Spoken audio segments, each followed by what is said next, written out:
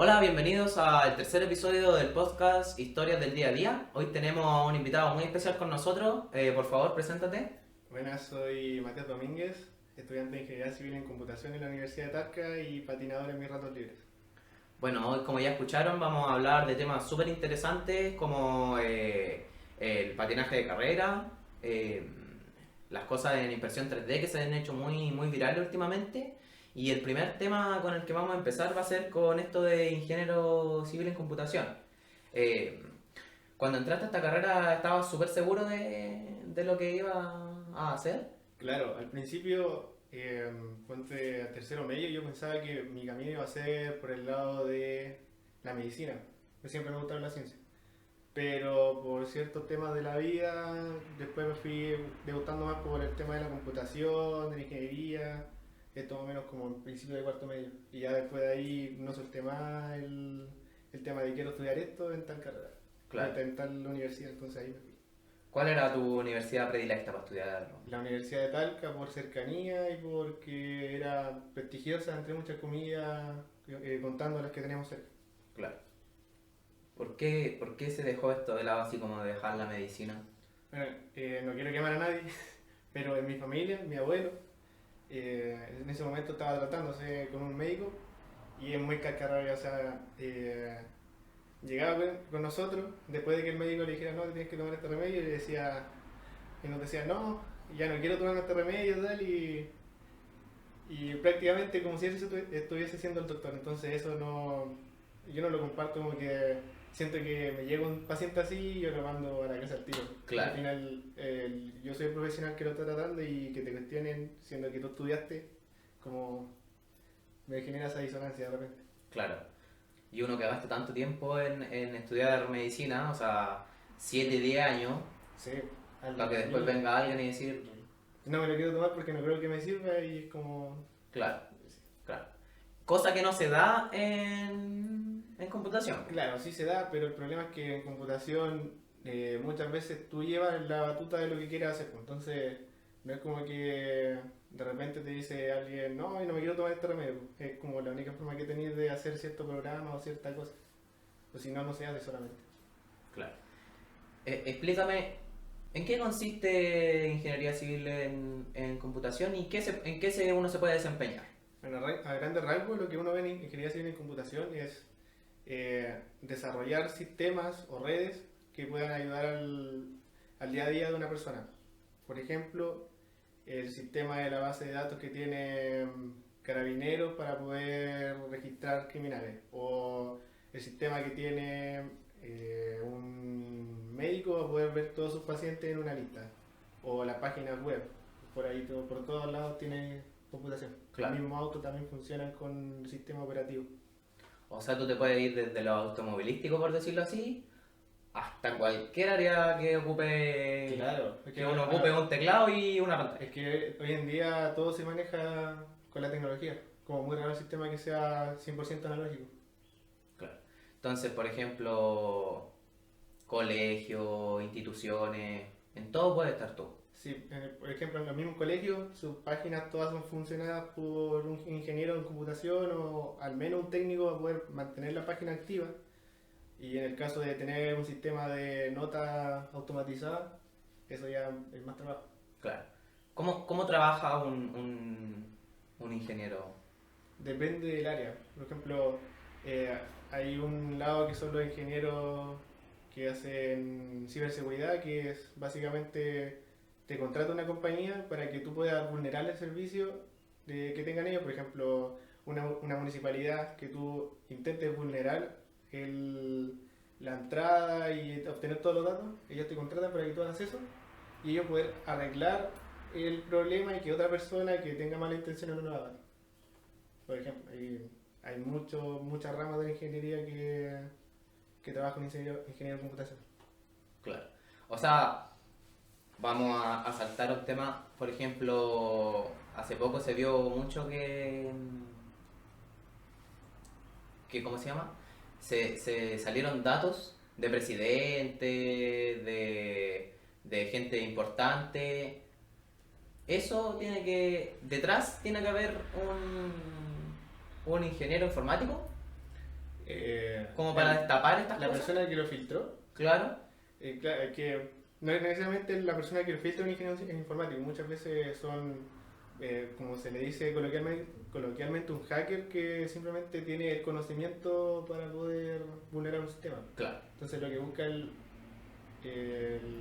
ingeniero en ciberseguridad es que esto no pase, o sea, buscar dónde está ese problema y decirle a la empresa aquí está para que parcheen la puerta de entrada al problema. Claro. ¿Y eso, el parche lo haces tú mismo? Depende de la compañía, pero generalmente no. Ah, La empresa tiene eh, su propio equipo de ingenieros que hacen el programa y a ti te contratan solamente para que tú lo vulneres y tú les digas, aquí está el problema. Ah, ya. O sea, por ejemplo, un hacker, por decirlo así, puede ser ingeniero informático, como también no puede ser. Claro, Puede ser con alguien pues, con mucho conocimiento. claro, un tipo en Rusia que le gustaba la computación y se metió a los sistemas. Claro. O sea, hay capacidad como para aprender. Sí, sobre todo en la ingeniería civil en computación hay mucho de que hablar y mucha información en internet. Y llegar y saber dónde buscarlo. ¿Cómo compiten, por decirlo así, como ustedes contra eso? ¿Se ve la competencia así como de que yo salí con un título, pero el que no tiene título también lo hace o no se da?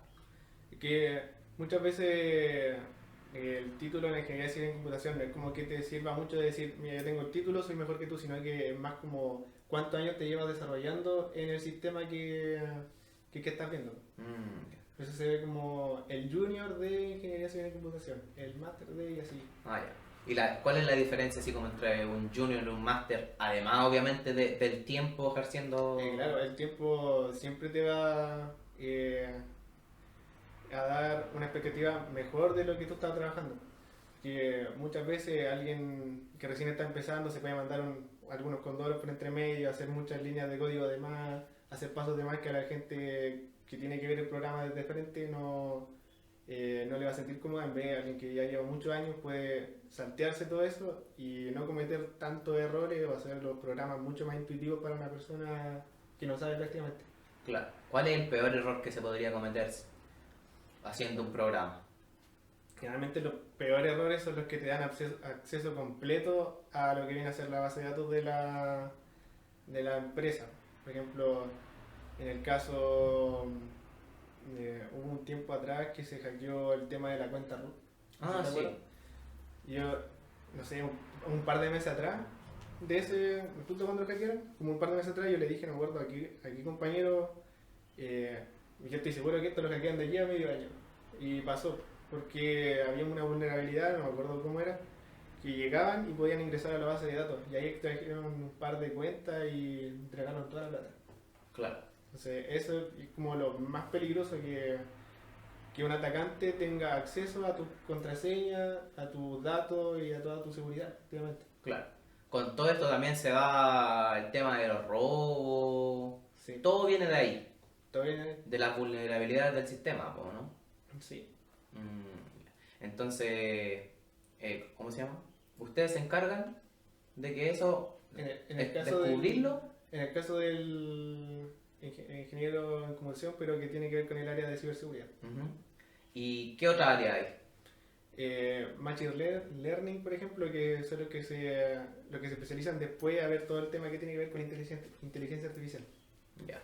Por ahí también es algo, entre muchas comillas, bastante nuevo, lo que se viene viendo hace tiempo. Claro, ya esto con el boom de la inteligencia artificial hace 1 o 2 años quizás. Sí. Bueno, yo siento que hace 2 años era como un chiste. Claro, es que no sé si te acuerdas hace 5 años atrás el video de Will Smith comiendo... Sí, po, eso era un chiste, po, era casi así como una burla, decir, mira lo que... Mira la estupidez que está haciendo. Claro, ahora con todo lo que ha evolucionado y lo rápido que ha evolucionado, Da miedo, o en sea, un año ya... O sea, complejo.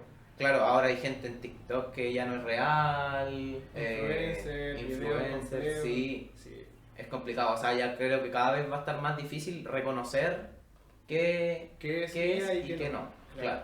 Y más ahora que se está ocupando mucho, supongo que todo eso es como un sistema que aprende nomás, po. Sí, pues llega y aprende y al final no siempre aprende con la verdad, porque muchas veces, no sé, si yo lo pongo a aprender de las conversaciones que yo tengo en WhatsApp, de repente, o yo me voy a equivocar, pero la inteligencia artificial, según ella, va a estar bien porque yo lo dije en la conversación. Claro, Y eso es lo que pasa muchas veces, que de repente, como saca información que ya existe, muchas veces esa información está o transgiversada o no es la información real, o hay un punto de vista detrás que no es como realmente pasó y ahí queda la buena embarrada. claro. ¿Tú crees que la inteligencia artificial te puede dar así como una respuesta sesgada, depende de lo que uno le pregunte? Depende de la inteligencia artificial. Porque hay, por ejemplo, ChatGPT, en este caso, sí muchas veces seca la información a cómo la empresa quiere ver el mundo. Porque muchas veces tú le preguntas a ChatGPT y no te puedo decir esto porque infringe tal aquí, o esto no porque tal, o de repente te da la información que se ve en Reddit, así como lo tomó un usuario random de Reddit que dijo un comentario y ahí se hace su elaboración media extraña. Claro. Pero, por ejemplo, Gemini, casi que lo contrario. O Grok, por ejemplo, es muy contrario porque llega y te dice lo que encontró realmente que era como lo más verídico, como que va comparando su análisis. En los top de, ¿cómo se llama? De inteligencias artificiales que se pueden usar hoy en día, ¿cuál sería la mejor? Que depende de lo que va a usar, pero generalmente yo recomendaría Gemini. Gemini. La La inteligencia artificial es de de Google, sí, Google. yo. Claro. Y después ya, no sé, yo creo casi que el último ChatGPT como, bueno, ChatGPT y después DeepSeek que se quedó un poquito atrás hace tiempo. Esos ya son como Sí, los pero más olvidados. lo más olvidable, pero al final siempre van a servir. Es lo más rápido, Por ¿no? ejemplo, en generación de imagen, ChatGPT sirve mucho. Claro. Porque es rápido, no te da problemas, de repente querés generar, yo que trabajo con impresiones 3D, de repente quiero generar Funko Pops de gente y lo hace rápido. Y uno le da una instrucción y lo hace al tiro. Claro. Entonces, muy bueno para hacer eso, pero para información como tal es medio complicado. Dentro de esa rama de la carrera, ¿se enseña cómo usar correctamente la inteligencia artificial? No, así como un ramo que te diga, no, aquí tenéis que hacer esto, o alguna parte de un ramo que te diga, no, aquí tenéis que ocuparlo de esta manera, no. Pero si hay profesores, por ejemplo, que llegan y abren ChatGPT o la inteligencia artificial que ocupan ellos y dicen, no, aquí si tú le preguntas de esta manera o si tú haces este paso y este paso puede que te dé un resultado un poquito Más satisfactorio. más satisfactorio, más apegado a la realidad, sin tanto sesgo. Claro. Porque todos sabemos que cuando uno le escribe según qué prompt a ChatGPT, Claro. te puede responder una cosa o otra cosa. Sí, por eso hay que hacer, a ver, casi que estarle hablando a alguien que no sabe absolutamente nada de lo que tú estás hablando, porque muchas veces hay términos que identifican como ciertas cosas que uno lo identifica como otras. Entonces tienes que ir, no, pero es que, y la pelota que se usó en el partido de fútbol, de tal, y con estas condiciones, así Claro. como ir muy al profundo de la pregunta. O sea, si tú le tuvieras que dar un consejo a alguien aquí hoy, ¿sabes qué? A cualquiera, o necesito, no sé, una imagen o que me responda con la mayor veracidad posible, Géminis, por ejemplo, ¿cuál sería el consejo así como escríbele Claro. de cierta forma? En caso de las imágenes es fácil, porque al final, bueno, el general de la persona lo que busca en generar una imagen es generarla como tú lo ves. Entonces, tienes que ir describiéndole exactamente lo que tú necesitas, pues, y no dejar interpretación muchas cosas. Porque al dejar interpretación, ahí la inteligencia artificial llega y hace lo que primero piensa que va a ser lo correcto, y no muchas veces lo que uno piensa.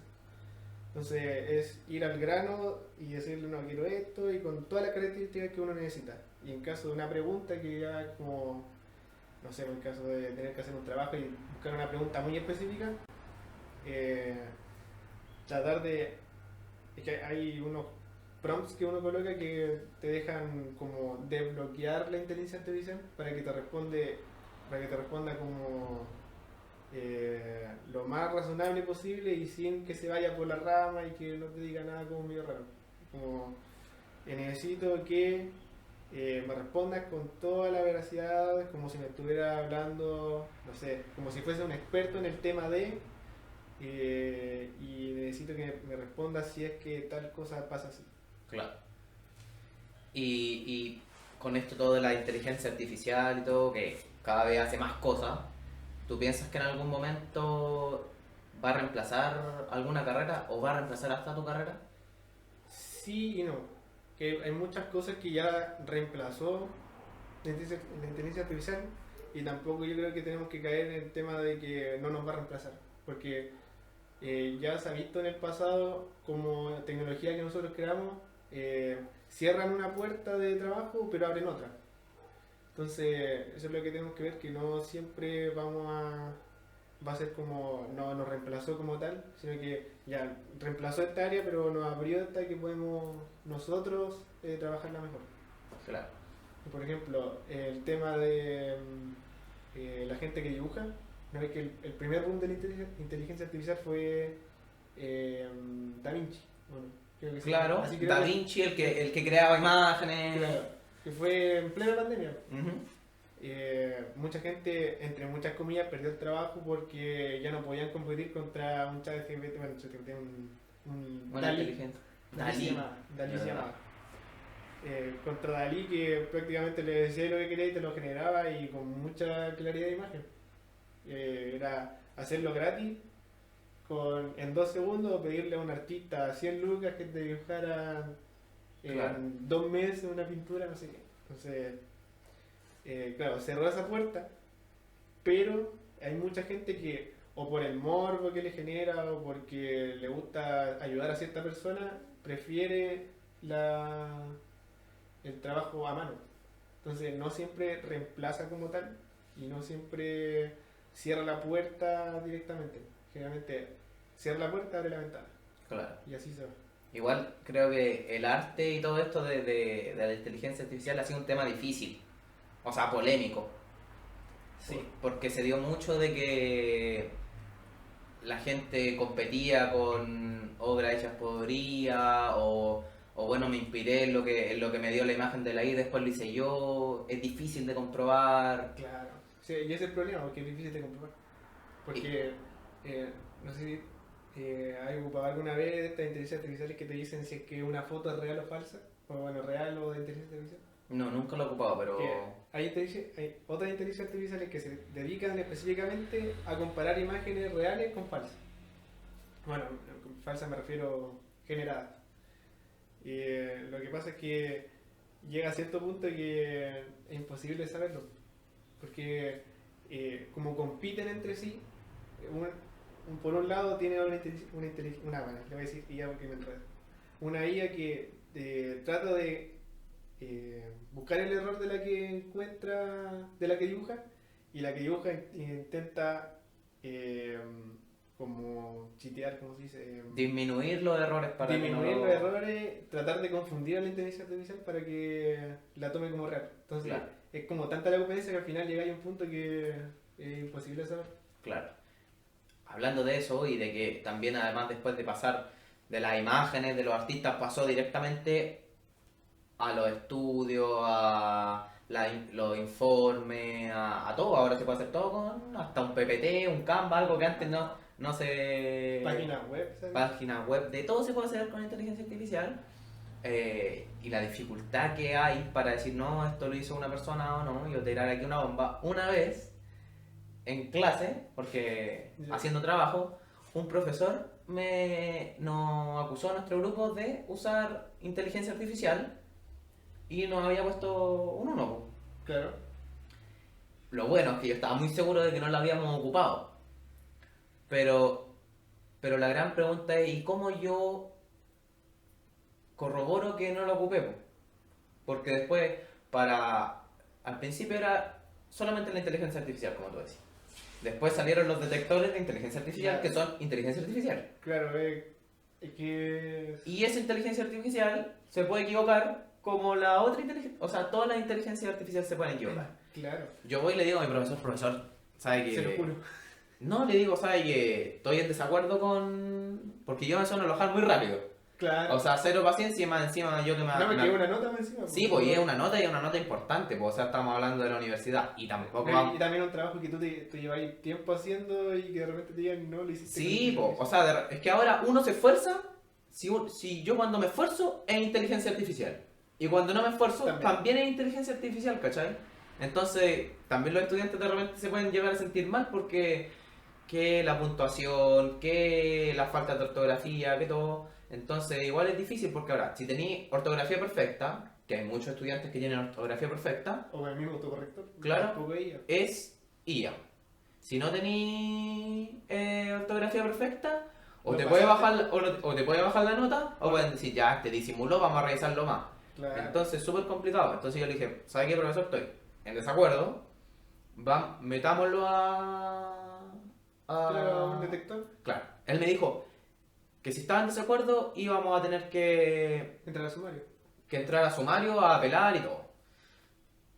Y yo igual me asusté, pues, ¿cachai? Porque ahí ya, por ejemplo, si él me había puesto un 4, si encontraban que sí era un 1. Era un 1 y probablemente te echaban. Claro, y un problema ahí, con más encima en psicología se ve mucho esto del APA y todo, entonces que no, que podría haber faltado a la ley y todo, entonces me aseguré explícitamente de preguntarle a mis compañeros, decirle, bueno, díganme la verdad, si, de verdad les dije yo, si se ocuparon, díganme ahora, porque si no, después vamos a grabar.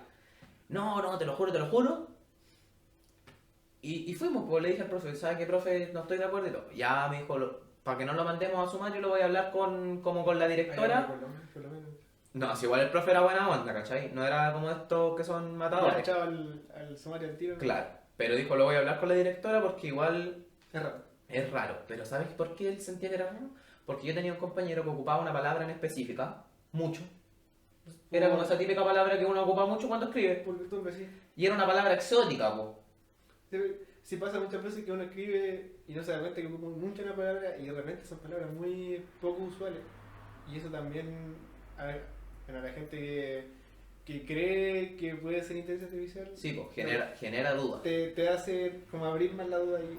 Entonces, bueno, lo mandamos a revisión, todo, y yo me puse ahí a las páginas estas de reconocería, puse el texto, puse hartas veces el texto en diferentes páginas, le saqué fotos de que saqué a 0%, 10%, ¿cachai? Y se lo mandé al profe, po. Y al final resultó que, claro, yo tenía razón y el profe me dijo, ¿sabe qué? Su nota ya no es un 4, era un, no sé, un 5, un 6. Y vamos a mantenerlo hasta ahí. Igual quedó así como... raro. En choque, fue así como... Voy a estar atento a la próxima. Evite ocupar esa palabra para la próxima, tanto me dijo. Pero igual a ti te deja así como enojado, po. Si no hice nada y encima me quedé como con un... Claro, así como con una advertencia Y ahora más esto que se da... No sé qué opinas tú, pero... Nosotros que ya somos adultos, estudiantes universitarios, la ocupamos. O sea, yo creo que el 90% de los estudiantes universitarios ocupan... Es muy difícil encontrar uno que no lo ocupe. Y si no lo ocupa directamente para hacer el trabajo, muchas veces para sacar información. O sea, por lo menos yo para lo que lo ocupo o para sacar información o para estudiar. Típico que uno le pone así como, ya, te mando el PPT, que me pasó el profe, hace unas preguntas y repaso. Como para repasar y todo eso. Pero ¿qué pasa ahora? ¿Qué opinas tú de lo que pasa ahora con los estudiantes? Y más encima ahora con esta ley que salió de que nada de celulares, tablets, nada. A ver, es un tema complicado más que nada por la edad, yo digo. Tener inteligencia artificial de tan joven te fríe el cerebro técnicamente. Es como hacer trampa desde joven y después desde grande no vayas a saber cómo solverte sin tener la inteligencia artificial. Imagínate, en años después, la IA ya es, ¿cómo se llama? Parte de nosotros, pero tú dentro del día a día no vayas a estar preguntándole a ChatGPT, oye, ¿cómo coloco el pollo al refri? Entonces, eso es como lo que tenemos que evitar hacer, que la gente, digo, que los estudiantes vengan y hagan todo con ChatGPT, porque después va a llegar un problema real de la vida que no vaya a tener ChatGPT y no lo vaya a poder solventar porque no no tienes el conocimiento o la forma de racionalizar lo que tienes que preguntarte para ir resolviendo un problema. Porque tú a la IA llegás y le pregunté y te responde. Le preguntas, te responde. Y así no puedes interiorizar tú cómo es el método para llegar a una respuesta por ti mismo. Y eso es lo que a mucha gente le falta después cuando llegan a la universidad o cuando llegan a cursos más avanzados. Que no saben cómo solventar por ellos mismos algunas preguntas. Claro, y ni siquiera después de preguntarle, porque tú preguntas, respondes, y ni siquiera hay un análisis posterior así como a la respuesta, así como ya leámoslo un poco, No, ¿cachai? pregunta, respuesta, control C, control V. Claro, copiar, pegar, y te pueden decir que, no sé, Cristóbal Colón llegó a América en el 2004 Y está bien. y quizá uno no se dio ni cuenta y pum, copió y pegó. Sí. Entonces, igual, ¿tú crees que con esto de la IA y todo se está así como creando una generación débil, por decirlo así? Sí y no, porque al final toda tecnología tiene su punto válido y su punto que te va a retrasar en algo. Entonces, como decía, por ejemplo, los va a hacer acelerarse mucho en el tema de aprender cosas porque al final van a absorber nomás. Pero en el tema de resolución de problemas van a ir cayendo pero de lleno. No van a poder resolver problemas por sí mismos. ¿Qué opinas también de la concentración? Porque, al final con el ChatGPT la concentración es, bueno, con ChatGPT, pero me refiero a la IA, no es como tan todo lo que uno se pierde, porque al final igual uno tiene que estar investigando el tema y tienes que ir a hacerle la pregunta concreta y ahí es lo que te va a ayudar. Porque no sé si pasa en tu universidad, pero al menos la mía, a pesar de que uno puede hacer el trabajo directamente con ChatGPT, yo tengo que presentarlo. O sea, Claro. hablado, entonces ahí yo voy a tener que o aprendérmelo o al menos leerlo para poder saber más o menos de lo que tengo que hablar.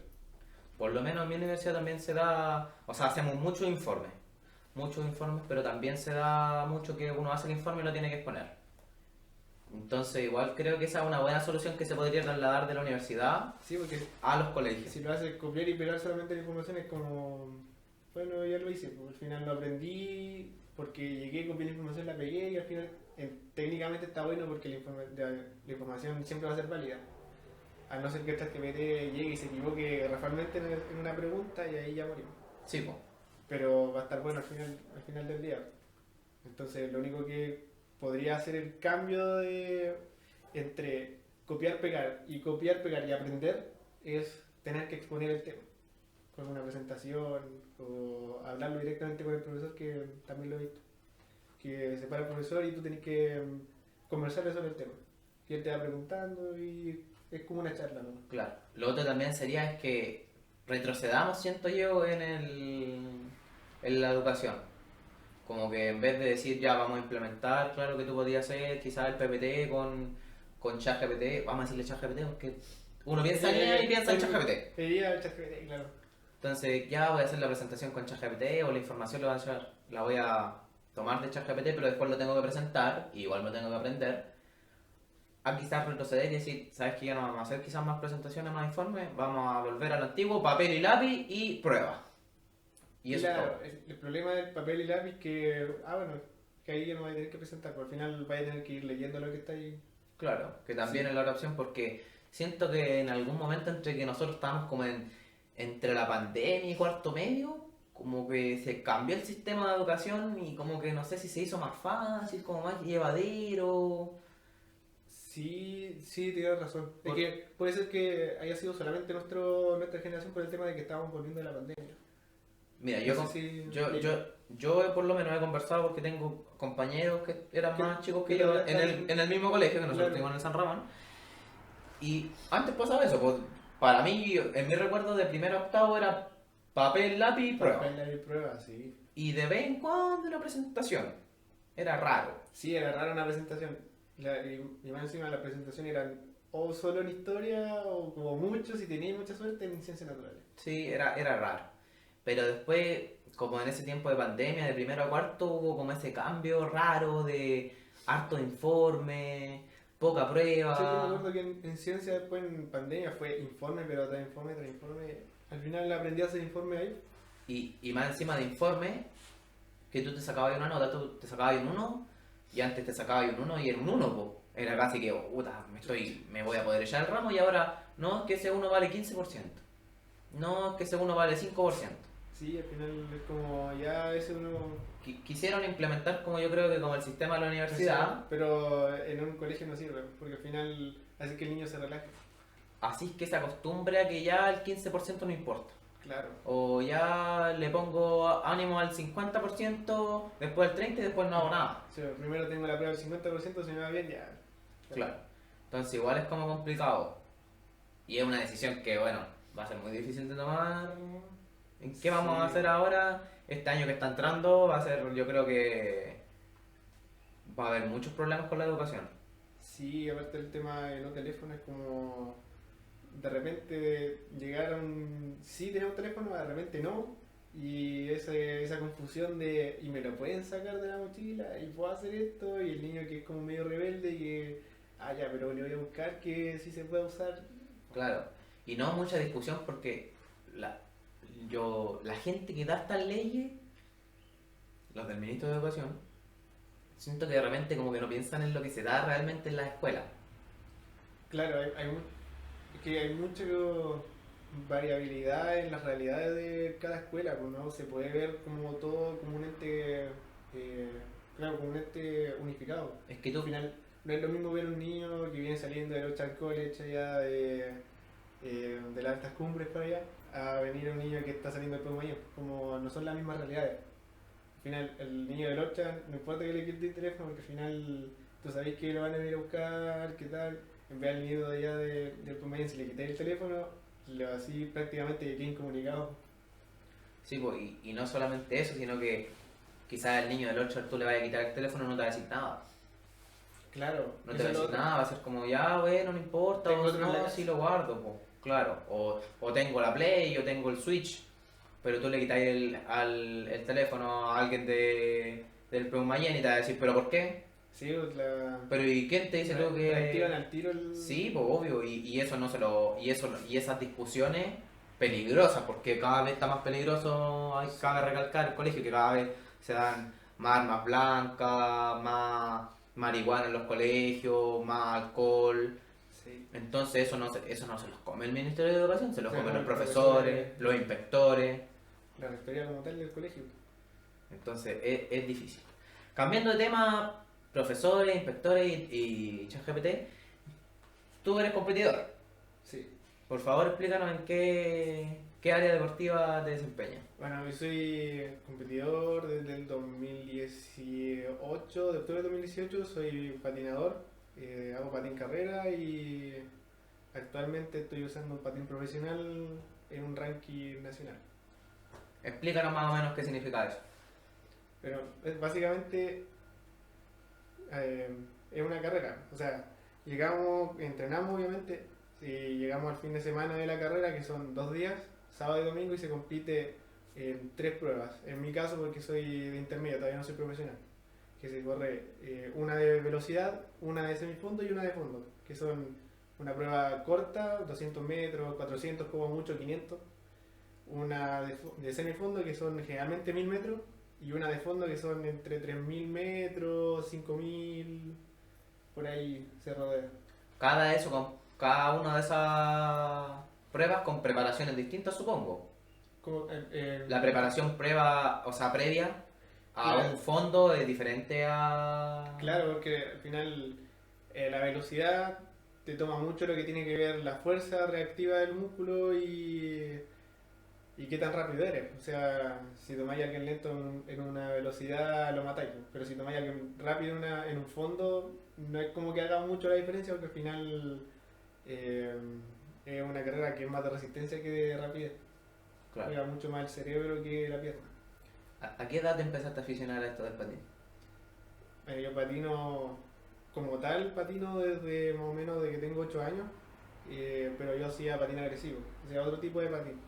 Y ya, porque hacía fútbol como deporte principal y patín como un complementario nomás, recrearme en las tardes, ir a la Alameda y tal. Pero me aburrí del fútbol en cierto momento y por ahí del 2018 me aburrí y dije ya tengo que hacer otro deporte porque al final no me puedo quedar sentado en la casa y me fui a hacer patín carrera patinódromo que teníamos aquí en Curicó. ¿Empezaste a hacer patín por algo propio o por algo así como familiar? No, de hecho en mi familia nadie patina. Bueno, en ese momento, ahora ya mi mamá, mi papá y mi hermano pequeño todos patinan. Todos patinando. Ahora sí. Bueno, sí. ¿Es importante el apoyo familiar en el deporte en general? Siempre. Es que, bueno, que hay muchas familias diferentes. Al final va a ser eh, cómo el niño afronta su estadía en un deporte a cómo la familia debe ayudarlo. Por ejemplo, hay muchos niños que son súper independientes y la familia necesita a la familia, pero para que esté ahí viéndolo nomás. O sea, necesita su apoyo moral prácticamente. Pero hay muchos niños que necesitan que el papá o la mamá esté casi que adentro de la pista diciéndole no, puedes hacer esto, o que les dé más seguridad con apoyo y tal. Entonces va a depender mucho del niño y de cómo lo criaron. Claro. En temas de entrenamiento. ¿Cuántos días se entrena? ¿Dónde se entrena?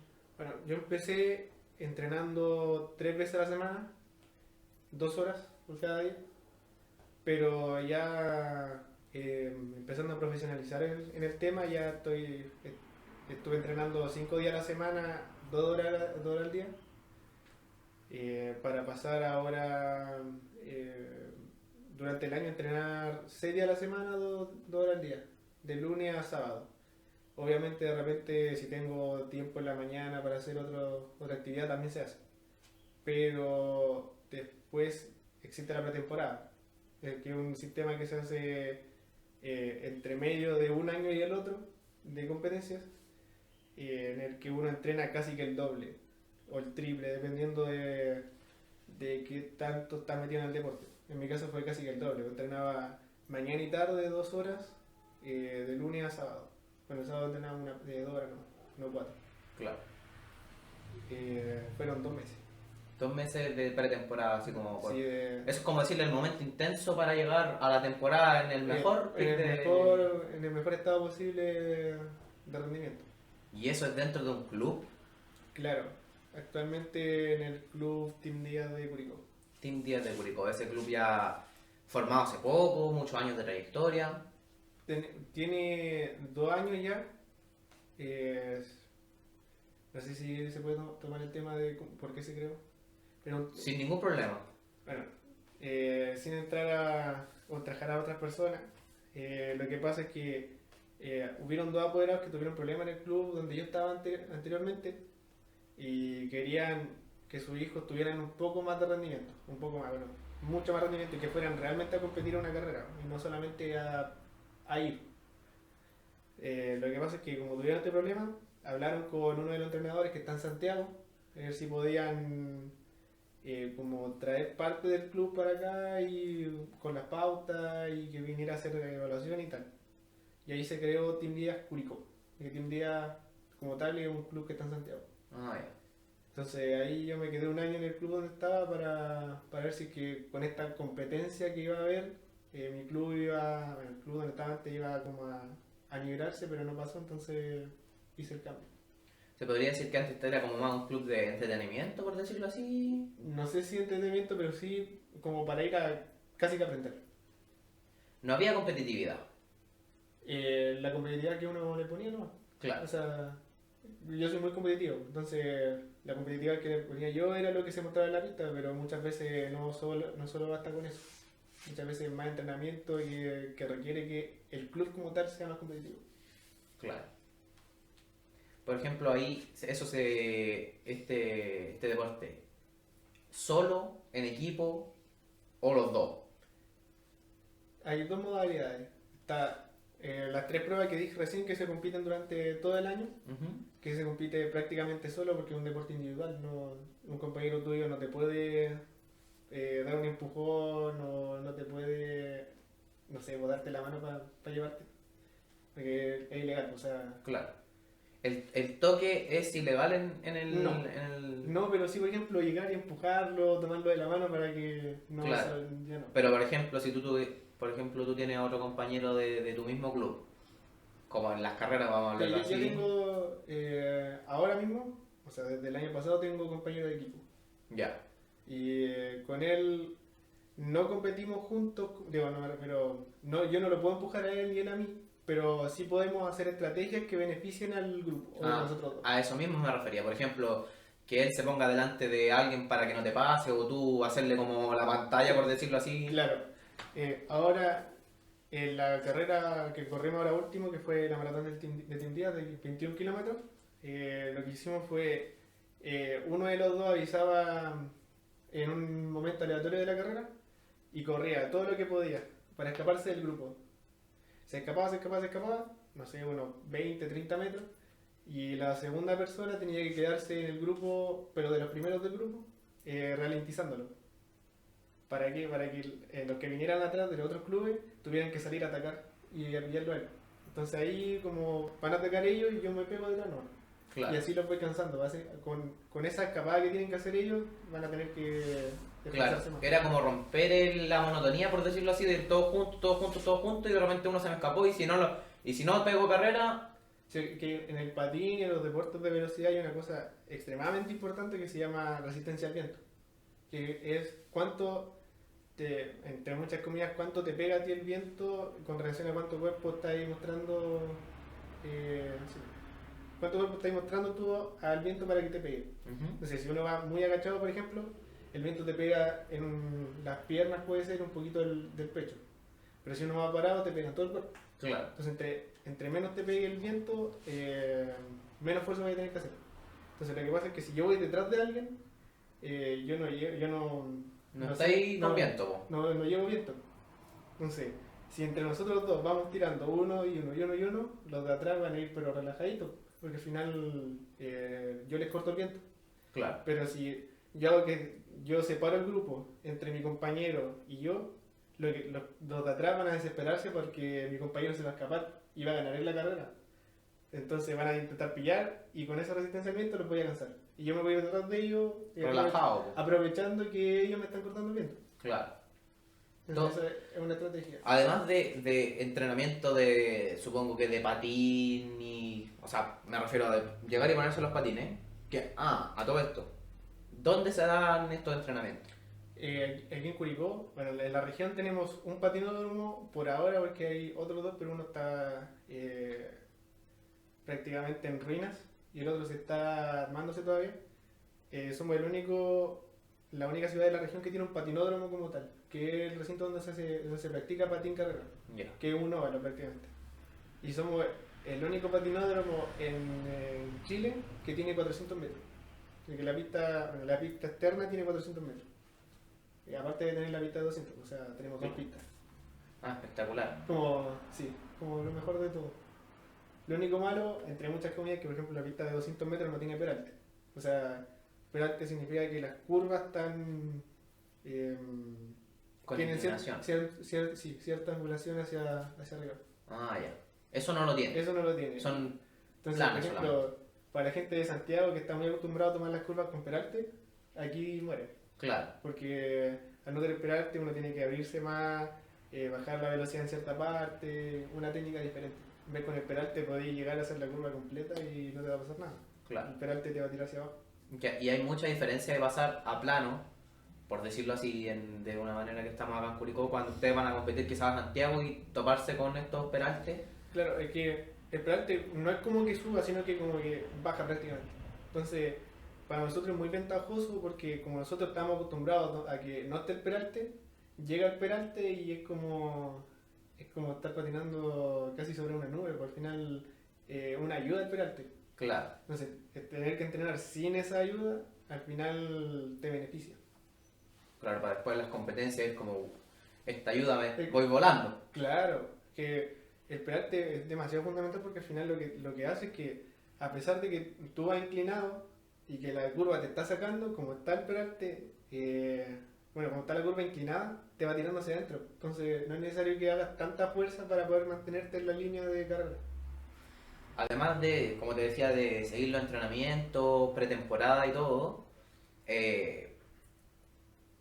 ¿se hacen ejercicios de fuerza, alimentación, se ve todo eso o eso ya como más propio, por decirlo así? Sí, no, depende mucho del nivel y del club. Por ejemplo, en el club donde estaba antes era solo patín y solo patín. Era muy poco lo que se hacía con zapatillas, como se viene a decir, no sé, trote, eh, sentadillas, cosas así, se veía muy poco. Pero en el club donde estoy ahora, por ejemplo, se ve mucho el tema de ir a hacer pesas, de que no todo el entrenamiento tiene que ser en patines, que muchas cosas se puede hacer con el mismo peso del cuerpo, de que afuera antes de una competencia, al menos una semana antes de la competencia, no puedo comer ciertas comidas porque voy a llegar pesado a la competencia, que tengo que tomar agua, y esas cosas que en muchos clubes no se ven, Claro. o en niveles más bajos tampoco. ¿Cuáles son las restricciones que uno tiene que tener antes de una carrera? Por ejemplo, como la más distintiva, aparte del agua, que es como lo esencial, que antes de una carrera uno no puede comer un asado, por ejemplo, porque la carne es pesada, sobre todo las de vacuno, las carnes que son más rojas. Entonces, el día antes de una competencia, 2 días antes de la competencia, uno come una carne roja y es como una carne que se va a demorar en disolverse. Entonces, va a llegar entre muchas comillas pesado. Se le dice pesado porque es como Claro. la sensación a tener comida en el estómago. Entonces, por ejemplo, de comer carne tiene que ser o pollo o pescado, o carne blanca. Claro. ¿Qué es lo ideal, por lo menos, qué haces tú antes de una competencia? ¿El día antes o la semana antes? ¿Cuánto dura como la preparación? Puedo Eh, decir, por ejemplo, ya tenían competencia el sábado y el domingo, que supongo que se deben dar los fines de semana. Son fines de Ustedes semana. empiezan a concentrarse en esa competencia. ¿El lunes? Que también va a depender del deportista, pero en mi caso, agua desde el lunes, ojalá 1,5 litros, 2 litros durante el día, mínimo, porque si no después la competencia uno se le seca la boca y ahí murió, tiro. En la de fondo sobre todo. Y al menos del día jueves, por ahí, empezar a comer pastas, cosas que tengan muchos carbohidratos y no tantas carnes para poder tener toda la energía y no estar tan pesado el día de la competencia. Y mentalmente, más que nada, no sé, no estresarse por cosas tan mínimas los días antes. Si uno tiene una prueba, tratar de no aplazar, no digo que aplazarla o darla peor, sino que como no estresarse específicamente porque vaya a dar la prueba, sino que como ir mentalizado que tenéis que darla, ¿no? Claro. ¿Se hace trabajo mental en el club? En la pretemporada se hizo, que al principio no se hacía, porque al final es algo como que muy personal y algo que no se toma muchas veces, pero ahora último estuvimos haciendo un ejercicio que era, hacíamos un rondo de todos fuera del entrenamiento y empezaban por la derecha del entrenador a nombrar uno por uno. Entonces, no sé, fulanito, el entrenador hablaba bien de fulanito, no sé, tiene esta capacidad, yo lo conocí siendo así, ahora está así, bueno haciendo esta cosa, es alegre, no sé qué. Y todos los compañeros que quieran pueden hablar bien de fulanito, y así con todo, Claro. para poder generar un refuerzo positivo y generar confianza dentro de lo que viene a ser el deporte. Claro. Como dar las cualidades positivas De la persona para de que cierta pueda... persona. ¿Tú sientes que hubo una diferencia o Eh, personalmente yo sentí que sí hubo una diferencia porque al final es eh, muchas veces en una carrera no es como tanto qué tan rápido eres o qué tanto resistes, sino que cómo tu mente lleva a cabo el ejercicio. Hay mucha gente que en vez de enfocarse en hacer bien la carrera, se enfoca en el resultado que va a tener la carrera. Entonces no sirve nada entrenar, si yo en la carrera voy a estar enfocado en una cosa que no tiene nada que ver con lo que estoy haciendo en el momento. Entonces, tener esa visión de que tus compañeros creen que tú puedes hacer las cosas, te da esa visión de tú mismo creer que puedes hacer bien las cosas dentro de la pista. Claro. Es una parte muy fundamental de las carreras. dentro, por ejemplo, ya llegaste a la carrera el sábado, el fin de semana, hiciste la carrera, pum, te fue bien, no sé. ¿En algún momento en ese lapso de la carrera se te ha dado que algún compañero tuyo se haya lesionado? ¿Cómo se ven las lesiones dentro de este deporte? Sí, he tenido muchos compañeros lesionados, caídas, lesiones ya más a nivel, ¿cómo se llama? No fracturas, como de ligamento, cosas así. ¿Eso es lo que más se suele dar? Generalmente lo que más se da son caídas, porque obviamente el patín es un deporte de alto riesgo, que uno va haciendo una velocidad, generalmente tomando velocidad de 40 kilómetros por hora en una velocidad como mínimo, y tomar una curva a esa velocidad hay que tener una cierta técnica. Entonces muchas veces un pequeño tropezón, un pequeño choque con otra persona, una pequeña piedra puede botarte. No sé si se ha visto ahora últimamente en plena pretemporada, como ¿cuánto fue? Una semana antes de la competencia de la maratón, tuvimos una triple caída en una evaluación que dejó a uno de los chicos fuera de la maratón, porque no, lo tuvieron que poner puntos en, ¿cómo se llama? En el frenillo que está aquí entre medio del labio y los dientes, digo, de la encía, y no pudo cumplir. Se le salían los dientes y se desangraba. ¿Y alguna vez a ti te has sufrido alguna lesión? Sí, a ver, en 2022 estuve a nada de tener una rotura de un ligamento que está aquí al lado de la rodilla, que se llama, no me acuerdo, uno de los que está aquí en el exterior de la rodilla, que lo tenía fisurado, pero con ayuda del kine lo tuve que fortalecer, si no me lo hubiese roto.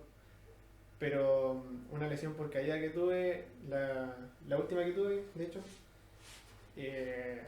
quedaban 3 días antes de una competencia importante que era la clausura, la última competencia que se hace en el año, y venía bien preparado porque venía ya terminado las notas, ya tenía todo el aprendizaje del año y venía ya apuntando al podio. Y entrenando antes de la carrera tuve una caída muy tonta, pero iba rápido. Entonces esa caída tonta se formó a tener las rodillas peladas, los codos pelados y un dolor de rodilla en competencia. Entonces por culpa de la caída ya no se rindió igual. Claro. ¿Cómo te deja eso mentalmente? Es complicado llevar, en el momento, claro, se siente horrible. Prepararte todo el año, todo el año con el clausura. Al final se está ahí esforzando para ir a cada carrera, pero el clausura es como la última competencia del año donde tenéis la última posibilidad de mostrar todo. Y caerse el día, como 3 días antes, como ya me preparé todo el año para, y 3 días antes ya no voy a poder dar el 100% de mí. Y aparte que en la carrera también, a pesar de que uno vaya sin miedo técnicamente y sin dolores, mentalmente te pasa una mala jugada de decir no, y si me caigo, aunque sea inconsciente el sentimiento. Claro. Se te hace correr peor. ¿En algún momento has visto o has vivido lo que usualmente se llama depresión deportiva, quizás en compañeros o en ti mismo? Sí, en los dos lados, de compañero y de mí mismo. O sea, he tenido compañeros que se han retirado por lo mismo, porque no... hay mucha presión en lo que tiene que ver con los deportes en general. De uno tener que rendir más y mucho más en un deporte donde ya estás casi a nivel profesional. O sea, el patín es profesional, porque es el mismo que jugamos profesional, pero te queda un paso que ya ser podio, bueno, ser top 3 de esta competencia va a poder llegar a competir contra los profesionales. Entonces, esa presión juega de repente malas pasadas siento que me estoy esforzando, pero igual no llego. Entonces, muchos compañeros se han retirado por lo mismo. Por no llegar a las metas. Claro, porque hay muchas veces que uno entrena pensando que lo estoy haciendo bien, pero llegué a la competencia y a pesar de que los tiempos en competencia son peores a los que tú estás haciendo más lentos de lo que tú estás haciendo en un entrenamiento normal, mentalmente llegas con otra disposición y no funciona en esos tiempos. Y empiezas a equivocarte en la técnica, a pensar mal en la jugada y te juega la bola pasada. ¿Y eso, cómo se trabaja? ¿O sientes que hay que trabajarlo más quizás? Sí, yo creo que muchas veces es algo que se tiene que trabajar muy fuera del deporte como tal.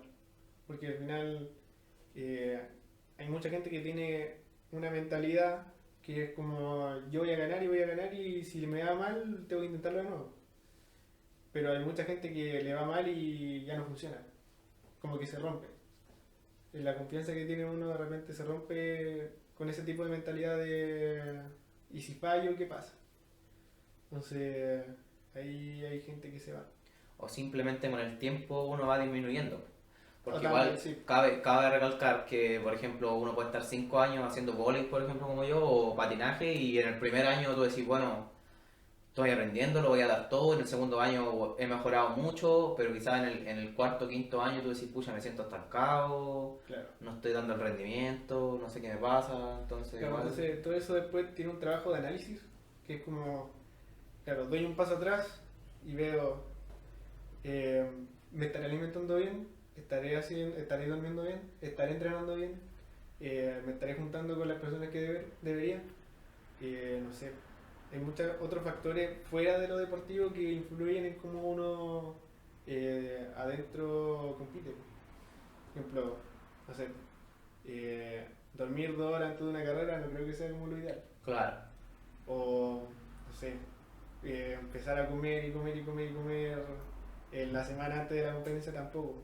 Al final uno se está preparando, tiene un proceso y de repente eh, desprepararse, por decirlo de alguna manera, antes de una carrera es como claro. contraproducente. O uno mismo se empieza así como, estoy ansioso porque tengo carrera, ya me va a comer... Sí, y muchas veces eso influye también en las lesiones.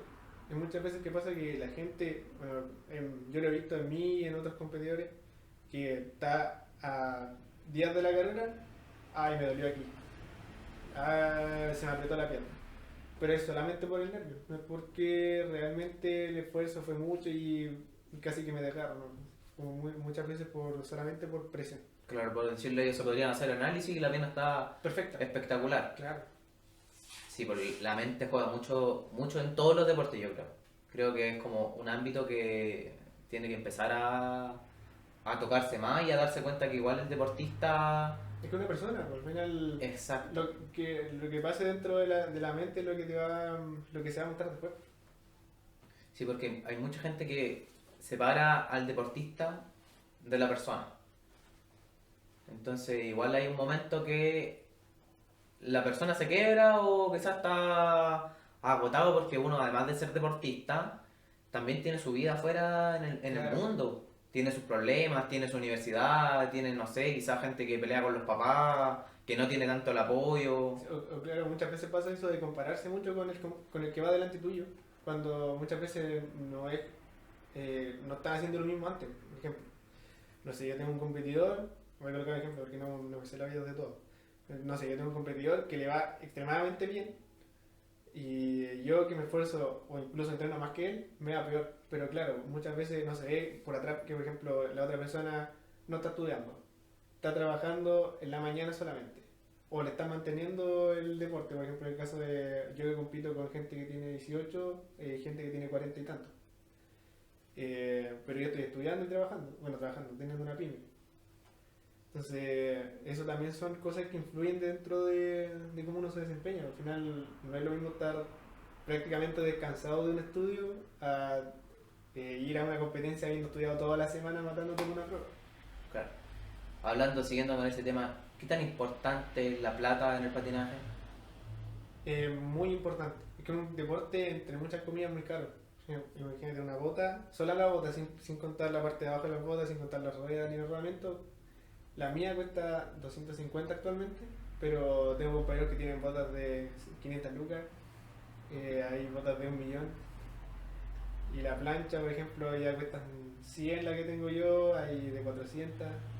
Las ruedas, que son ya esas hay que cambiarlas en mi caso, cada medio año, sí, entre medio año y un año, cuestan 100.000 pesos.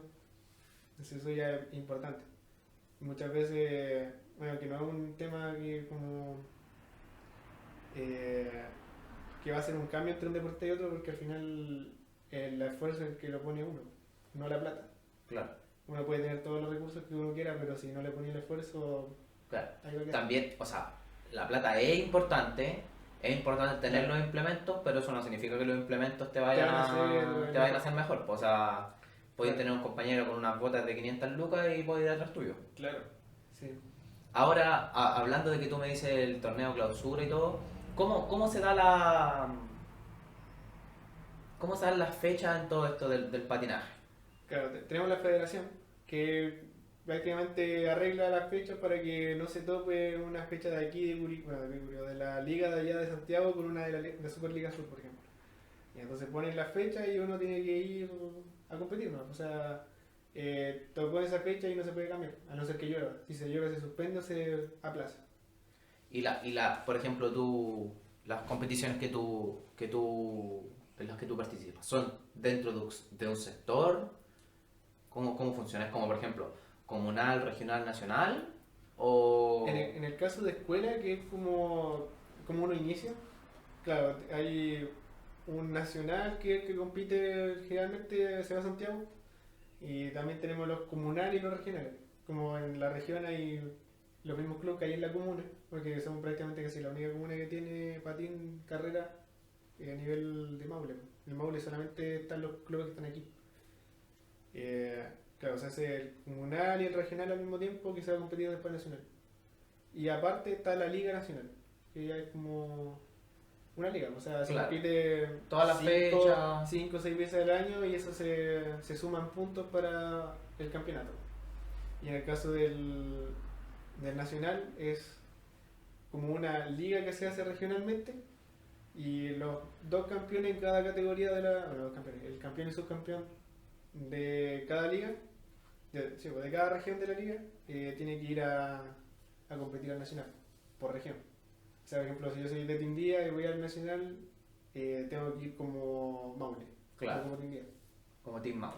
Team Maule, claro. Entonces ahora, pum, les ponen las fechas aquí, compiten, y yo supongo que en el Team Díaz no son dos personas, Claro. son... ¿Cuántos serán? 10. Como 10 en intermedia, puede ser, y 2 en alta. Entonces, ¿cómo todos compiten? ¿O tienen que definir a cierta cantidad de personas para No, competir? de que quiera competir, compite. Ah, Al final es un deporte individual. Si uno quiere competir, va, si no quiere, no va. Ya. No es como que, por ejemplo, el entrenador tenga que decir, no, ¿sabes qué? Voy a mandarte a ti y a ti. Claro, lo que sí puede hacer el entrenador es, por ejemplo, hay categorías. Por ejemplo, está formativo, escuela, intermedia y alta. Que intermedia y alta son con el patín profesional. Pero el entrenador es el que decide, por ejemplo, si estás en intermedia y no rendís, puede dejarte hacer de competir un año, pero no por malicia, sino que porque ve que estés bajo de rendimiento y bajarte a escuela para que puedas competir con alguien de tu nivel.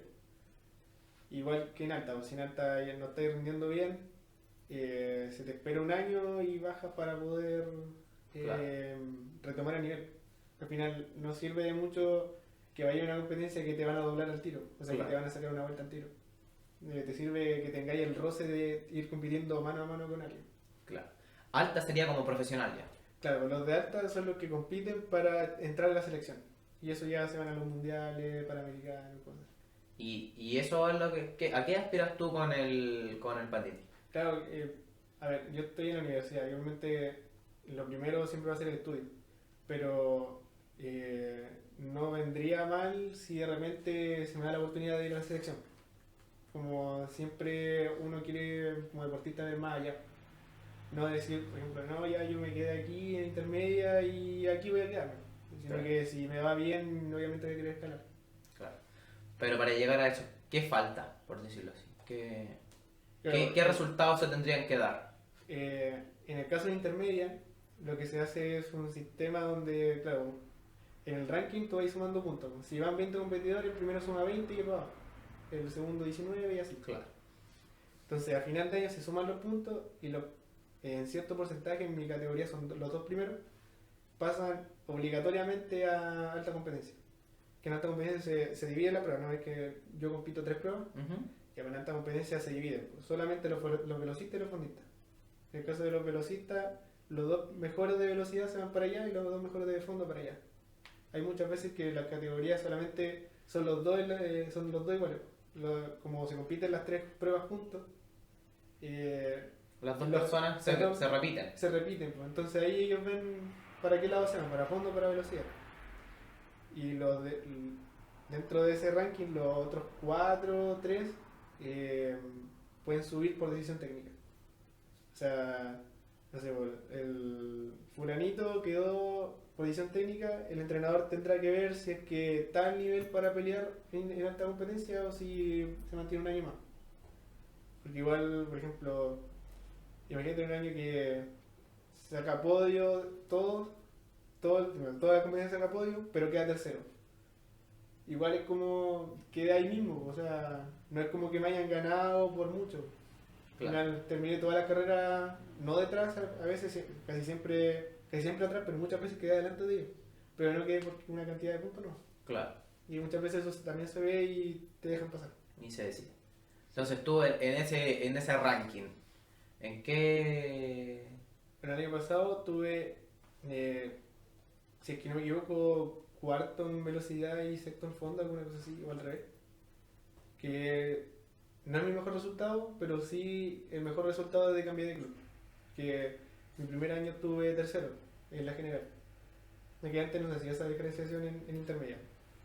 Tuve tercero y de tercero pasé a octavo, de octavo a doceavo. Claro, Y después con el cambio de club en un puro año ya pasé del doceavo a estar peleando los primeros 3 lugares. se notó el tiro la diferencia. Entonces ahora, ¿cuál sería tu meta aquí en el patín, por decirlo así? Bueno, al menos este año, puntuar dentro de los 3 primeros, ojalá casi todas las fechas, o quedar ahí peleando los podios. El año pasado no pasó, o sea, claro, quedé cuarto y sexto, pero hubieron muchas carreras que no pude pelear el podio, o sea, estuve lejos. Entonces, Claro. la idea es pelearla. Había una gran diferencia entre los primeros tres y todo el resto del cuarto al octavo, por ejemplo. Claro, sí, sí. Eso pasaba mucho, por ejemplo, se arrancaban los 3 primeros y ya para pasarla era complicado. Pero hubo una carrera en específico que sí se pudo y tuve un primer lugar. Pero quiero que eso se mantenga durante todo el año. Y no sea como una situación específica de un día. Claro. Bueno, hay que dar mucho ánimo y mucho esfuerzo para eso también, entrenar mucho, mucha cabeza también. Y pasando de este gran tema del patinaje, que todo un mundo que podríamos yo creo que estar hablando aquí años, Cosas técnicas ahí para hablar. cosas técnicas, todos los campeonatos y después si nos vamos ahí al mundo en Al general, nombraste que tenía un emprendimiento. Claro, hago impresiones 3D. Explícanos, por favor. Imprimo en 3D hace 2 años ya. Tengo un emprendimiento que se llama 3D Print Evolution, que es 100% curicano, rauquino, que me muevo por esos dos lados. Lo trabajo yo solo con mi viejo, que es como el que, no el que pone capital, pero sí el que da el apoyo, no podía hacer esto, pero yo soy el que ejecuta, el que vende y el que anda con los modelos. O sea, Claro. Hemos visto todas las redes sociales, todo. sí. Tenéis Instagram, Sí, el Instagram es 3D Print Evolution. que ojalá El editor. el editor lo ponga ahí, que soy yo, pero ojalá aparezca ahí. Si no aparece, bueno, va a estar en la descripción, yo creo. Cualquier participe. Sí. ¿Y cómo se da esto de empezar con una impresora 3D? Bueno, a ver, como yo estaba estudiando computación, quería algo tecnológico. Y al final le digo a mi papá, "Oh, me gustaría una impresora 3D, no sé qué", pero así como, porque salía en una conversación, no me acuerdo que era como que, no sé si a mi papá nos salió un reel y ahí como que salió la conversación. Y entonces un día para Navidad de repente llegó con impresora. Ya, pero era una impresora básica, como la que uno recién empieza. Y ya empecé a imprimir cosas para mí. Y después me hice como de esa idea, lo que es que tiene mi viejo de repente. Y si vende impresión 3D. Y yo como, ¿y qué voy a vender? O sea, ¿qué se vende en impresión 3D? Vendo un cubo. ¿Qué hago? Claro. Y claro, ahí empecé a como investigar, si voy a vender esto, si voy a vender esto otro. Y más que nada por ver si resultaba, así como a la chunta nomás, saqué la página. Y publiqué un par de cosas que estaba vendiendo en ese momento.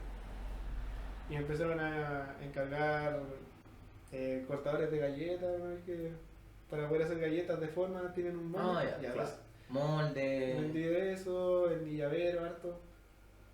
Y ahí empezamos a juntar y como ya empezó a ir bien y me estábamos quedando muy cortos de poder degenerar. Mi papá dice, ¿y por qué no otra impresora? Y buscamos y encontramos la impresora que estamos ocupando ahora mismo. Que Sí. cabe recalcar aquí que para imprimir algo en 3D, dependiendo el tamaño y todo, pueden ser un día hasta un día, yo Claro, creo. a ver, para colocar un ejemplo, la flor que está ahí, con la impresora antigua se demoró como 4 horas. Por si acaso, si no se ve. Esta Esa- es una flor. La impresora 3D la imprimí yo. Imprimía- Con la impresora antigua eso se demora como 4 horas. Con la nueva, eso puede estar 2 horas y ya está listo. Pero por ejemplo, yo hago Funko Pops personalizados. Supongo que sabéis lo que es un Funko. Sí, obvio, por el Funko, la cabecita grande, el cuerpitito chico, famoso Claro. en todos lados. Lo hago personalizado de persona. Entonces, eso demoran 15 horas, 16 horas, 20. Y en ese proceso de 15 horas, ¿la máquina siempre está prendida? ¿O Sí. hay algún momento que, por ejemplo, tú la ponías a las 10 de la mañana y después en la noche la apagáis? ¿O es eso que- no se puede? Es que si la apagáis es muy probable que después se corra la impresión. O sea, Ah. salga como que se fue por un lado. Claro, Digo, no como la torre inclinada de pizza, sino que como que se cortó y se tiró para el lado. claro. Y ahí ya perdiste. Claro, pues se ve feo. Y perdiste 10 horas materiales, Lo- 10 horas de espera. Lo mismo pasa cuando se corta la luz.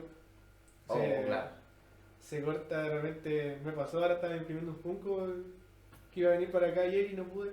Porque estaba imprimiendo su Funko y quedaba, bueno, de las 17 horas que demoraba el Funko, en la hora 12 se cortó la luz. Y tuve que imprimirlo de nuevo. Todo de nuevo. O sea, Eso ya- yo creo que debe dar mucha rabia que pase eso, po. No, es horrible porque al final es un error que no depende de ti porque las cosas van saliendo bien, tú hiciste todo bien y de repente un cambio en el voltaje, alguna cosa súper estúpida te hace que se pierda toda la impresión de ya lleva 12 horas. ¿Y cómo funciona todo esto? ¿En qué año llegó la impresora desde la primera impresora que tuvieron?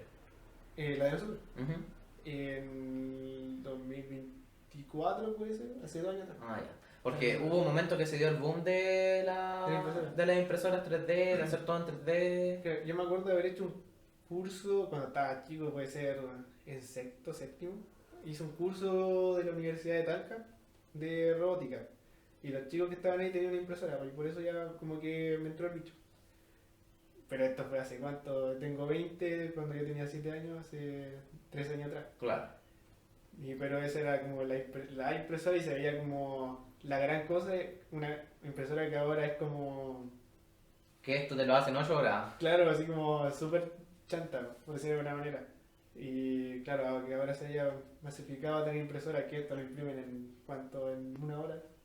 Claro. Había mucho cambio. ¿Qué tanto ha sido la rentabilidad de hacer esto? No puedo dar un número específico por el tema de que no los tengo en mente, pero piensa que empezamos con una impresora que, claro, como decía, imprimía lento, a tener 2 impresoras que imprimen rápido y aparte el multicolor. O sea, la impresora, para el que no sepa cómo funciona la impresora, lo que hace es mirar un modelo 3D y laminarlo prácticamente como si uno estuviese cortando una fruta así en lámina, pero hacia arriba. Entonces lo lamina y va imprimiendo capa por capa. Entonces, ¿qué pasa? Que en una capa tú no puedes meter 2 colores en una impresora normal, pero en esta impresora sí se puede, porque tiene un sistema que llega, rellena el color que tiene que rellenar, saca el filamento, pone uno de otro color y rellena la parte que falta. Entonces, esos sistemas son más caros y ocupan más filamento, de hecho. Entonces, la rentabilidad fue tal que pudimos pasar de una impresora que imprimía lento y con un puro color a tener 2 impresoras que imprimen rápido y multicolor. Claro. O sea, sí se da. Sí se es da. bueno. Y se ha mantenido bueno porque cabe recalcar que hace un tiempo esto estaba en su boom. Se veía O sea, y ahora claramente ha ido bajando y como todo en las modas, pues, o sea, claro, que el problema no es tanto en qué tan moda fue o va a ser o es en la impresora, sino que qué tanto te mueves tú.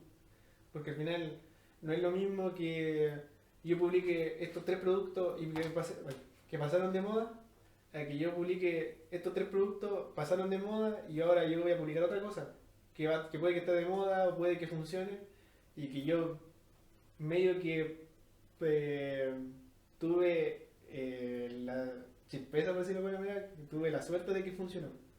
Por ejemplo, los Funko Pop nunca estuvieron de moda así como personalizados. O ahora se vieron de hace muy poco. Pero yo dije, ya, y si lo saco. Y si total hago uno para mí y va a quedar de recuerdo. Y si funciona, funciona. Y funcionó. O sea, al final terminé, ya llevo haciendo más de 50 Funko. Es lo que llevo, lo saqué a mitad del año pasado nomás. Y lo mismo con lámpara. La lámpara, entonces si compro una por AliExpress, pero personalizada no. Claro. Entonces eso es como lo que te va ayudando mucho, que la cosa entre uno la puede personalizar. Y que uno tiene que estancarse siempre con el mismo tipo o la misma impresión. Entonces es como cómo vas jugando con tu índice de mercado. O sea, por ejemplo, yo he escuchado a mucha gente que se compró en el boom de las impresoras 3D, se compró una impresora 3D. Dijo, pero se la compró con la idea de usarla, de emprender, por decirlo. Claro. Tener plata, claro. Entonces yo he escuchado a mucha gente que dice, puta, yo me compré una impresora 3D en el boom, que en el boom en el momento era hacer cosas de Pokémon, Claro. que Snorlax, que Charizard, y después pasó el boom y sabes que tengo la impresora ahí, y ahí se me quedó la impresora. No es que se deba a que el boom pasó, sino que se debe a la falta de seguir la tendencia, por decirlo así. Claro, de seguir la tendencia y de ir renovándose, porque al final, en cualquier ámbito, si te quedas haciendo lo mismo, va a ser, a no ser que esa cosa sea como muy prestacional a largo plazo, si te quedas haciendo lo mismo, siempre vaya a estancarte. O si la moda pasa, moriste Claro. con la... Y que usualmente las modas pasan rápido. Sí. Porque, por ejemplo, yo creo que... Bueno, ¿qué es lo último que ha salido de moda ahora? Los capibaras. ¿Qué más? Los brainrot, Los brainrot también. el Six Seven. El Sixer, wow. Wow. Muchas modas para el poco tiempo. Bueno, a ver, que ahora las modas son... Antes la moda duraba como medio año. Sí, pues ahora ya... ¿Cuánto te dura una moda? ¿Un mes? Sí, un mes, bueno. Sí. Y por ejemplo, ya, yo soy un cliente, te habla el Instagram, que espero que esté saliendo aquí. Y por ejemplo, me quiero personalizar un Funko Pop a mí, a mi polola. ¿Qué tengo que hacer? En el caso del Funko Pop es fácil porque es tal cual mandarme una imagen y yo la genero y te mando de respuesta, no sé, al día después un modelo 3D de la imagen que tú pediste. Perfecto. Entonces ahí tú me has visto, no me gustó que el pelo sea así, entonces y ahí se va como modificando un poco. Ahí se van puliendo los detalles, por Sí. decirlo así. ¿Qué es lo más... quizás lo que más ilusión te ha hecho hacer en la impresora? Esa es buena. Creo que puede ser una cosa como súper estúpida, pero yo, las 2 ediciones de la maratón, yo hice el trofeo de campeón. Wow. Para los 21 y para los 42 kilómetros de los 4 campeones, de la hombre y la mujer. Lo hice yo las 2 ediciones y con libre creatividad de mi parte, o sea, podía hacer lo que yo quisiera. Y tuvieron las 2 buena recepción, a pesar de que a principio como que no tenía mucha fe porque al final estás creando algo tú de lo que tú pensaste que iba a quedar, de que iba a quedar bien, no como siguiendo una tendencia como tal. Entonces esa ilusión de que la competencia en la que tú estás corriendo, el trofeo de campeón lo creaste tú y que, no sé, en mi caso un campeón nacional tiene... Ya, pero sí, un campeón nacional tiene el trofeo en su casa y que es tuyo, o sea, que tú lo hiciste, como esa ilusión es... Claro, es un orgullo. Y más si tiene buena recepción en el campeón. Que al final muy poca gente dentro del país sabe que yo soy el que hace los trofeos. Entonces, tú te pasás por ahí y vas a escuchar si hiciste bien o hiciste mal el trofeo. O sea, Sí, entonces, si de repente hiciste mal el trofeo y cayó un comentario malo, bueno, asumiste no. Claro, yo por ejemplo he visto muchas medallas y todo de la típica medalla de oro que es en metal y después mucha gente creativa que quizás la hace en madera y uno ahí mismo comenta, pues, uy mira está buena esta cuestión o decir, sabéis que esta weá Está media chanta. está como vegana, ¿cachai? Como que no le pusieron mucho empeño. Sí. Entonces hiciste tú la copa Claro. y las medallas... Las medallas no. Pero los trofeos sí, pues los trofeos son los que se levantan después en el podio. Claro. Las que salen en la foto, lo que más se ve. En la medalla, que generalmente uno no le va a sacar la foto de la medalla. Claro. De lejos sí, pues, pero Claro, así como de tan repente- cerca, claro. Pero el trofeo, tenerlo aquí es como diferente. ¿Y cómo se da esa instancia que decir, oye, ¿sabes que tú ya hago impresiones 3D? Podría ser la... Es que, bueno, en el caso de la primera, porque la segunda fue como, ya lo ligamos porque ya hice la primera y lo pudimos ligar. Pero la primera vez fue como, ya, yo ya creé un diseño como yo quise, a la pinta mía, por detrás, o sea, como para presentarlo solamente. Y llegué donde, bueno, donde la directiva y dije, oigan, ¿sabe qué? Yo estoy trabajando como haciendo impresiones 3D y se me ocurrió que podía hacer el trofeo. Y aparte que estaban pidiendo donaciones y dije, podría donar esto y ustedes a cambio me dan el puesto. O sea, un puesto para yo vender cosas en la competencia. Entonces dije, ya voy a presentar esto y si funciona bien y si no, ya será no. Y como justo ellos estaban buscando un trofeo y aparte estaban buscando patrocinadores, como que le calzó perfecto y dijeron ya.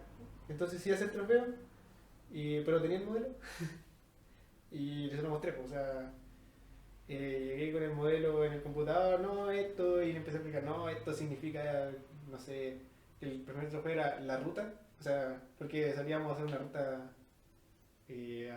al hospital, que era larguísimo. Entonces, el trofeo era la forma de la ruta, al medio de la ruta tenía el distintivo que era los 42, los 21 kilómetros, un patín y el logo del club por debajo que era la base.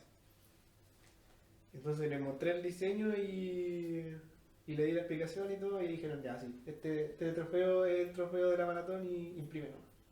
Y ahí salió. Y ahora el segundo fue como ya más de... oigan, ¿sabe qué hice el trofeo pasado? ¿Les parece si hago el nuevo? Algo nuevo, obviamente, no el mismo. Y fue como, ya, Claro. hacerlo y lo mostráis y ahí no... Y el primero tuvo una buena recepción si quisieron hacer el segundo.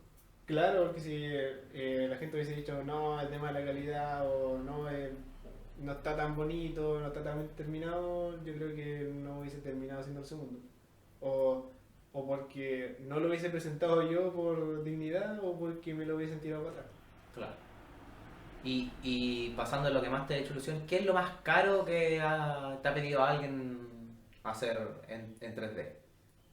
Eh, como objeto único, y una vez vendimos un... A ver, era un Stitch era un Stitch ¿Sí? que tiene la mano así y era para poder colgar un control de Play. Ah, ya. Que costó creo que 26.000 pesos la unidad. Pero ahora estamos vendiendo una lámpara que es con una litofanía, que es como un dibujo prácticamente que al alumbrarla a la luz puedes ver la foto. No sé cómo explicarlo. El que en el Instagram está. Síganlo en Instagram. En Instagram está. De lo que estamos hablando va a aparecer en Instagram. La única lámpara que hay como tal es esa. Y la tenemos a 25.000 pesos sin la lámpara. Pero con la lámpara cuesta 27, entonces sería técnicamente lo más caro. Pero hicimos un trabajo para una escuela de fútbol que eran creo que 250 llaveros personalizados de la camiseta del niño con el número y el nombre atrás. Entonces eran 250 llaveros. Y se fue como el pedido más grande y más caro que nos han hecho. Claro. Pero claro, eran varias cosas chicas que sumados nos dio el precio. Claro. Lo bueno es que, por lo que escucho, como que ya tienen su público objetivo, ya tienen Sí, sus ya compradores sabemos- fieles, por decirlo así. Ya sabemos más o menos a dónde apuntar y cómo. Y aparte tenemos gente que ya nos compra porque nos conoce. Pero hubo un tiempo que una señora, una niña que hacía galletas personalizadas también, nos pedía harto molde. Para que ya después como los moldes se reutilizan, dejó de pedir. Claro. O hay gente que pide muchos soportes de diferentes cosas, de teléfono o el logo de su, no sé, de su otro emprendimiento, Claro. también la piden nosotros. Y eso también es como gente fiel que ha ido dando su granito de arena. Para ir terminando esta entrevista, si quisiera promocionarte, dar un mensaje a quien sea de tu emprendimiento, del deporte, lo que sea. O aquí tenemos dos opciones, que eso, primero lo que te acabo de decir. Y segundo, es hacerme tú una pregunta a mí. Que como yo me paso preguntando todo el día Claro. aquí a los... Como al revés ahora, sí, sí. Si tú quieres hacerme una pregunta para ir cerrando o dar promocionar tu Instagram de nuevo. ¿Es una a la otra o puedo elegir las dos? Bueno, sí, elige las datas también si querés. ¿Ese cuánto tiempo llevamos? Sí, dale nomás, si Bueno. aquí el tiempo no hay problema. Ya, voy a empezar primero yo y después te hago la pregunta. Bueno, todo tuyo la cara. Bueno, quería empezar agradeciendo a mi mamá. Bueno, obviamente a mi viejo, porque ellos son los que me ayudaron mucho, primero en el tema del deporte para cambiarme y empezar a pensar en lo que a mí me gustaba y no lo que la gente me llevaba a que tenía que hacer en deporte. Los que me ayudaron económicamente también, mentalmente y los que me llevan a las carreras prácticamente y al entrenamiento. Por otra parte, eh, a César, que es mi entrenador, que va a ser como mucho para media así. Ya, pero no importa. Es que César es como un hermano para mí prácticamente fuera del entrenamiento. Y él me ha ayudado mucho el tema de aprender en la carrera, fuera de la carrera y al final pasó de ser un desconocido prácticamente a ser casi un hermano para mí. Y el tema del emprendimiento también, que es, bueno, ya pusimos el link, lo voy a poner una vez más. Espero haberlo puesto 3 veces. 3D Print, bueno, 3D Print Evolution, como, tal cual como suena, y que llevamos 2 años. Y eso es, muchas gracias a todos los que me ayudaron y a seguir adelante con el emprendimiento y con el deporte. Y la pregunta, no sé si se me ocurre algo, que quiero saber cómo sentiste tú la transición, o si fue muy drástica o muy poco drástica, entre salir del colegio y la vida universitaria aquí en Chile, y aparte de complementarla con vivir prácticamente solo. Mira, es una buena pregunta y pocos de mis entrevistados me suelen hacer preguntas porque solemos llegar a este punto donde estamos concluyendo y como hemos conversado tanto, se decía así como, "Uf, no sé qué preguntar". ¿Qué hago? Claro. Yendo a lo que me dices tú, sí. O sea, para mí cada contexto es diferente, obviamente. Cada contexto de la gente que sale del colegio a la universidad es diferente. Pero yo lo que suelo decir es que he sentido el cambio. Obviamente ya me siento más adulto, más viejo, extraño esos tiempos del colegio y todo. Pero también he aprendido a disfrutar lo que estoy viviendo ahora. Porque sé que este tiempo en la universidad, que aunque sea difícil, que uno tiene que, yo viviendo solo, o sea, pero con mi hermano, se tienen que pagar muchas cosas, Cambia. hay que tratar de buscar pega, o tratar de hacer la plata de donde se pueda, o tratar de ahorrar. Es difícil, pero a su vez te da muchas libertades. Porque yo a mi edad que tengo 21, tú no veías a cualquier adulto joven de 21 años con esto, po. Claro. Pero también hay que ver lo que hay detrás. Claro, mucha gente con 21 puede vivir con sus papás, yo no les digo que eso sea malo. Claro, yo tengo 20, vivo con mi viejo. Entonces yo no les digo que eso sea malo. Hay muchos que dicen, no, yo me quiero independizar y quiero irme rápido y estoy chato a mis papás y todo. Yo tomé esta decisión no principalmente porque quisiera, ¿cachai? Fue casi una decisión como que se dio. Claro. Como que seguiste tu camino. Claro, por cosas de la vida que a uno le van pasando, tuve que estar aquí. Y eso me ha enseñado muchas cosas. Vivir solo te enseña muchas cosas. Te enseña a cuidarte, te enseña a valorar a la gente, pero también esas enseñanzas vienen con algo detrás que tú vas a tener que soportar, porque cuando tú vives con tu familia, tú te enfermas y hay alguien que te está apoyando. Hay alguien que te cuida, que te recuerda tomarte los medicamentos, pero después cuando uno se va a dar ese gran paso, Ya si te duele la guatita, la mamá o el papá no te va a estar cuidando o no te va a estar diciendo, no, tómate esto. O por ejemplo tú decís, uy, de repente algo tan simple como, uy, ¿sabes que me quiero tomar un paracetamol? Va y chuta, no hay paracetamol. ChatGPT. Claro, ChatGPT, ¿qué compro? No, po. Entonces tenéis que ir a gastar plata, entonces es algo muy difícil, pero es una experiencia súper linda. Es Y diferente, pues, o sea, es diferente totalmente. Igual yo, a toda la gente, como un consejo, aprovechen, si pueden vivir en la casa de sus papás, vivan en la casa de sus papás, ahorren, porque aquí poco se ahorra cuando uno vive solo. Ahorren, disfruten a sus papás, disfruten a sus viejos. Y después en el momento que ustedes sientan que se tengan que ir, váyanse y sigan su camino. Porque ese es el camino de la vida, ¿no?